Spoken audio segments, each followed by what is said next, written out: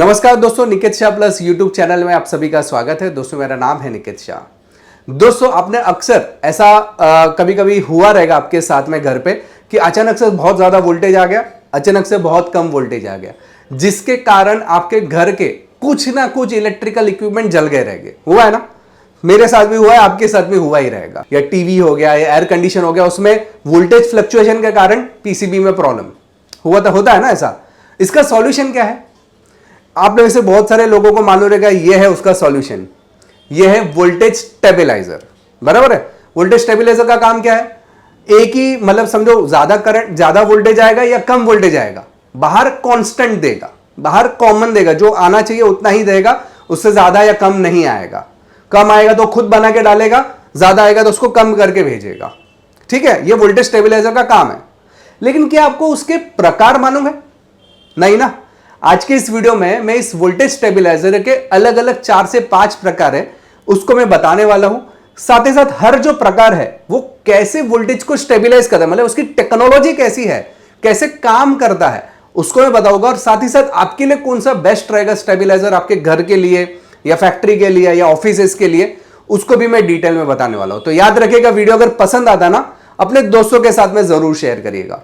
तो चलिए देख लेते हैं वोल्टेज स्टेबलाइजर। स्टेबलाइजर का काम तो मालूम है, तो डायरेक्ट हम लोग प्रकार से शुरुआत करते हैं कि वोल्टेज स्टेबलाइजर के प्रकार कितने हैं और हर प्रकार के अंदर क्या क्या सिस्टम रहता है और किस तरीके से वोल्टेज को स्टेबलाइज करता है। तो चलिए वीडियो की शुरुआत कर लेते हैं। तो चलिए दोस्तों, अभी स्टेबलाइजर को जो मैंने टाइप्स की बात करी ना, उसको हम लोग डिस्कस कर लेते हैं। ठीक है, तो स्टेबलाइजर के ऐसे देखने जाएंगे तो टोटली 4 टाइप है। उसमें सबसे पहला टाइप है रिले टाइप स्टेबलाइजर। ओके, दूसरा जो है सर्वो कंट्रोल स्टेबलाइजर, तीसरा जो है स्टैटिक स्टेबलाइजर, और चौथा है फ्लोरो रेजोनेंट स्टेबलाइजर। ओके, फेरो रेजोनेंट स्टेबलाइजर। तो ऐसे कुल मिला के 4 प्रकार के रिले के स्टेबलाइजर के प्रकार है, वोल्टेज स्टेबलाइजर के प्रकार है। उसमें सबसे पहला जो रिले स्टेबलाइजर जो रहता है, रिले टाइप का, उसको हम लोग पहले डिटेल में एक्सप्लेन कर देता हूँ। तो दिखने में कुछ अंदर ये टाइप में रहता है। यहाँ पे आप देख सकते हैं ट्रांसफार्मर है और यहाँ पे एक सर्किट रहती है, जिसमें आपको ये ब्लू कलर में जो नजर आ रहा है ना, ये रिले है। ठीक है, अभी होता क्या है कि रिले टाइप स्टेबलाइजर में मेन जो रहता है, ये घर के लिए आमतौर पे इस्तेमाल करना अच्छा रहता है। ये high voltage low voltage automatically convey करता है, ऑटोमेटिकली प्रॉपर करता है। कैसे, तो मैं आगे बताता हूँ।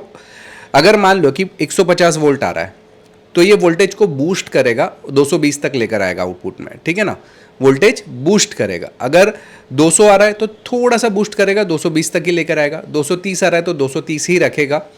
260 आ गया, ज़्यादा आ गया, तो उसको बक करेगा। बक यानी कि कम करेगा और 230 तक लेके आएगा, यानी कि कम और ज़्यादा ये दोनों चीज़ें करेगा। लेकिन अभी सवाल ये है कि करता कैसे है। तो करने के लिए आप देख सकते हैं यहाँ पे 3 मैंने अलग अलग डायग्राम बताए गए। अभी जैसे कि ये एक ट्रांसफार्मर है। ओके, ये 3 रिले लगे हुए हैं।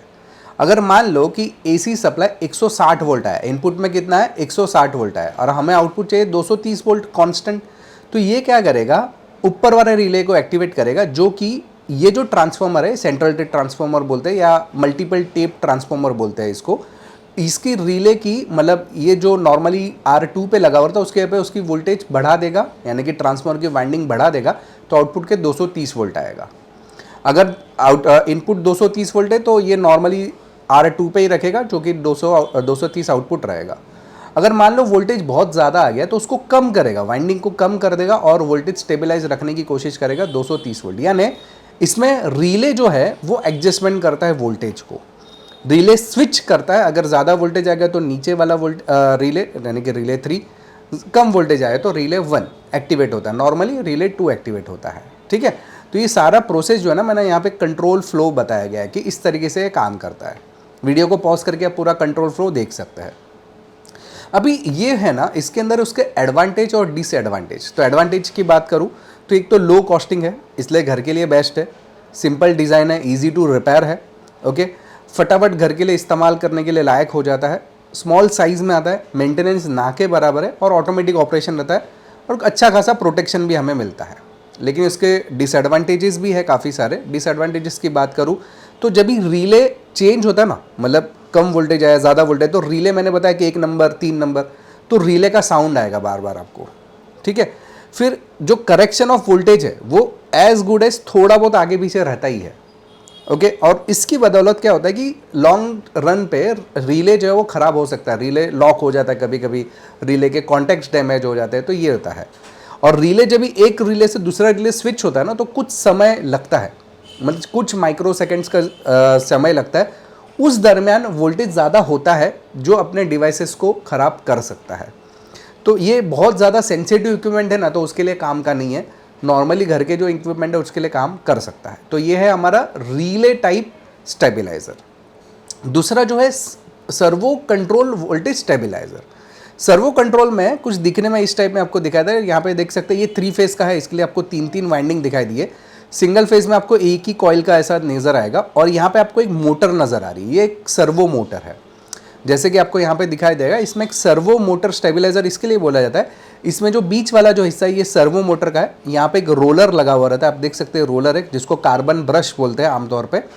और ये वेरिएबल ट्रांसफॉर्मर है, ये ट्रांसफॉर्मर का जो प्रकार है वेरिएबल ट्रांसफॉर्मर, ठीक है। तो ये काम कैसे करता है, अगर मान लो कि 160 वोल्ट आया तो ये जो है ना, मतलब सर्वो मोटर हमारा जो रोलर है यानी कि ब्रश को आगे की तरफ ज़्यादा वाइंडिंग की तरफ घुमा लेगा, तो वोल्टेज आपको 230 वोल्ट आउटपुट में मिलेगा। अगर 230 वोल्ट है तो ये बीच में रखेगा। अगर ये 270 वोल्ट हो गया तो ये उसको कम करने के लिए कम ट्रांसफार्मर वाले एरिया में चला जाएगा, जिसकी बदौलत वोल्टेज जो है 270 से 230 ही वोल्टेज बाहर कॉन्स्टेंटली मिलेगा।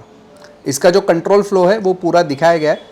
हालांकि इसको मैनेज करने के लिए इसमें बहुत सारे सेंसिटिव सेंसर्स लगाए जाते हैं, माइक्रो कंट्रोलर्स भी लगाते हैं और मेन रहता है इसमें सर्वो मोटर। ओके, इसलिए इसके काफ़ी सारे एडवांटेज और डिसएडवांटेजेस भी है। इसके एडवांटेज और डिसएडवांटेज जानने से पहले जानकारी के लिए बता दूं, हम लोग ने ऑनलाइन में भी काफ़ी सारे कोर्सेज चालू कर दिए। अगर आपको समझो मोटर रिवाइंडिंग का करना है, इलेक्ट्रॉनिक्स का करना है, इलेक्ट्रिकल करना है, सोलर पावर का करना है, CCTV, EV vehicle, ethical hacking, laptop repairing, mobile repairing, computer hardware, इसके अलावा रोबोटिक्स में आईओटी, एम्बेडेड सिस्टम्स, प्रोग्रामिंग, फिर graphic designing, 3D animation, AutoCAD, वैसे बहुत सारे कोर्सेज हैं हमारे पास। लगभग 60 से ज़्यादा कोर्सेज है। ये कोर्सेज करने के लिए हमारा एप्लीकेशन आपको डाउनलोड करना पड़ता है। एप्लीकेशन का नाम है प्लस पॉइंट ट्रेनिंग। ये गूगल प्ले स्टोर पे iOS एप्लीकेशन पे आपको आसानी से मिल जाएगा। अधिक जानकारी के लिए ये मेरा व्हाट्सअप नंबर है, इस पर मुझे केवल हाई का मैसेज डाल दीजिए तो मैं सारी जानकारी आपको व्हाट्सअप के माध्यम से भिजवा दूंगा। तो सबसे पहले अभी देख लेते हैं जो सर्वो टाइप हमारा स्टेबलाइजर है उसके एडवांटेज और डिसएडवांटेजेस को। एडवांटेजेस की बात तो ये बहुत एक्यूरेट है as compare to relay. Relay में कैसा एक पर्टिकुलर लेवल तक ही एक्यूरेसी आता है, इसमें ज़्यादा एक्यूरेसी है। स्मूथ वोल्टेज करेक्शन है, हैवी लोड के लिए आराम से वो हैंडल कर सकता है, प्रोटेक्शन बहुत ज़्यादा मिलता है, इसका लॉन्ग लास्टिंग लाइफ भी है और बड़ा पावर जो रहेगा, जैसे मैंने 3 फेज़ का एक एग्जांपल लिया, वो भी हैंडल कर सकता है, या ज़्यादा वोल्टेज ज़्यादा करंट है तो वो भी अब हैंडल कर सकता है। तो ये काफ़ी आसान रहता है यूज़ करने में। लेकिन इसके डिसएडवांटेज है थोड़ा सा expensive as compare to relay से, थोड़ा एक्सपेंसिव से जाहिर सी बात है। इसमें मूविंग पार्ट रहता है, जैसे मैंने बताया कि सर्वो मोटर है, ठीक है, तो वो मेंटेनेंस मांगता है आगे चल के। फिर अगर कुछ प्रॉब्लम आता है तो ब्रश जो रहता है ना, मैंने आपको बताया कि कार्बन ब्रश रहता है, उसको बार बार चेंज करना पड़ता है। ओके, और मोटर अगर फेल हो गया तो ख़त्म हो गई बात, ठीक है ना। तो ये उसके डिसएडवांटेजेस है। इसलिए तीसरा प्रकार है स्टैटिक वोल्टेज स्टेबलाइजर। ये इंडस्ट्रीज़ में या जो आपकी बिल्डिंग के जो लिफ्ट रहते हैं ना उसमें आपको ये देखने मिलेगा। क्या नाम है इसका? Static voltage stabiliser. इस स्टैटिक वोल्टेज स्टेबलाइजर में बड़ी बड़ी सर्किट्स लगी हुई रहती है, आप देख पा रहे हैं सर्किट्स। इस इलेक्ट्रॉनिक पीसीबी के अंदर कुछ मॉसफेट्स रहता है, ट्राइक रहता है, फिर उसका गेट कंट्रोलर आईसी रहता है, माइक्रो कंट्रोलर रहता है, पीडब्ल्यूएम रहता है, कुछ सेमीकंडक्टर्स रहता है, ऐसे बहुत सारे टेक्निकल इलेक्ट्रॉनिक्स कंपोनेंट्स रहते हैं। प्योरली इलेक्ट्रॉनिक्स, कोई मूवेबल इसमें पार्ट्स ही नहीं है, सारे इलेक्ट्रॉनिक पार्ट्स है, ठीक है ना। तो ये इलेक्ट्रॉनिक स्टेबलाइजर भी बोलते हैं या स्टैटिक वोल्टेज स्टेबलाइजर भी बोलते हैं। इसमें जैसे मैंने बताया SCR रहता है, IGBTs रहता है, वो स्विचिंग करके वोल्टेज को ज़्यादा या कम करता है ट्रांसफॉर्मर की मदद से। जाहिर सी बात है कि ट्रांसफॉर्मर इसमें ज़रूरी है। वैसे ये वोल्टेज को बढ़ा भी कर सकता है, कम भी कर सकता है, स्टेबल भी रख सकता है। इसमें माइक्रो कंट्रोलर की बहुत ही ज़्यादा आवश्यकता रहती है, ठीक है।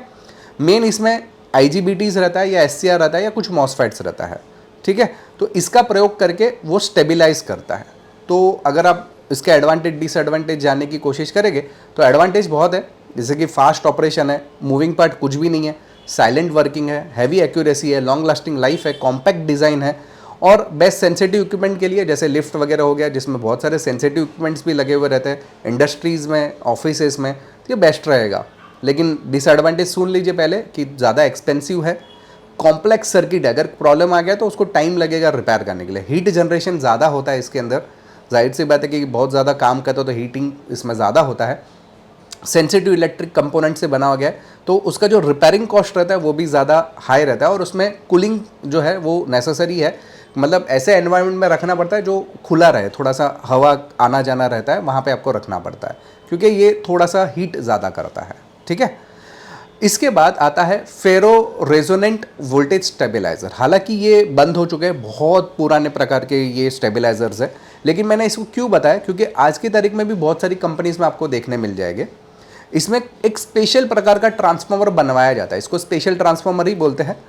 एक मैग्नेटिक इसमें फील्ड रहता है जो कि अलग तरीके से बिहेव करता है, और मेन इसमें जो कंपोनेंट रहता है वो उसका कैपेसिटर्स, यानी कि कैपेसिटर्स की मदद से ये वोल्टेज को स्टेबलाइजर करता है। इसमें ना ही वोल्टेज रिलेज है, ना ही सर्वो मोटर्स है, बहुत ही कम मूवेबल पार्ट्स भी नहीं रहता है, आमतौर पे बहुत ही कम रहता है, और उसके ज़रिए वोल्टेज को स्टेबलाइज करता है।